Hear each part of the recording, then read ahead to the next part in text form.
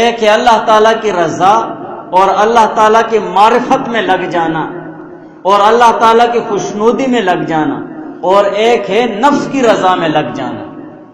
آج ہم میں سے ہر ایک اپنے نفس اور خواہشات کا پجاری ہے۔ نفس، فقہا اور بزرگان دین فرماتے ہیں کہ نفس یہ خواہشات طبعیہ غیر شرعیہ کو کہتے ہیں، وہ خواہشات طبعیہ جو غیر شرعی ہو۔ ایک انسان ایسا ہوگا کہ اس کا دل اور اس کا من ایک خواہش کی طلب کرے گا، لیکن وہ غیر شرعی ہے، تو یہ نفسانی خواہشات ہیں، اس کو نفس کہتے ہیں۔ نفس کیسے کہتے ہیں؟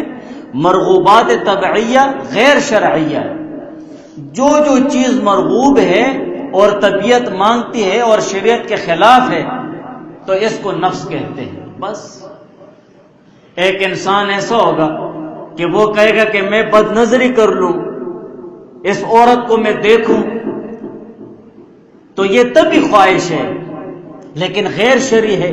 شریعت کہتی ہے مت دیکھو، طبیعت کہتی ہے دیکھو۔ خواہشات طبعیہ غیر شرعیہ، اس کو نفس کہتے ہیں۔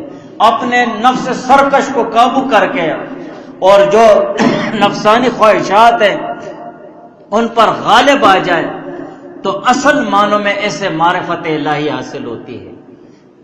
اسی مومن مسلمان کو اللہ تعالیٰ کا قرب حاصل ہوتا ہے اور حضور علیہ السلام کی خوشنودی حاصل ہوتی ہے۔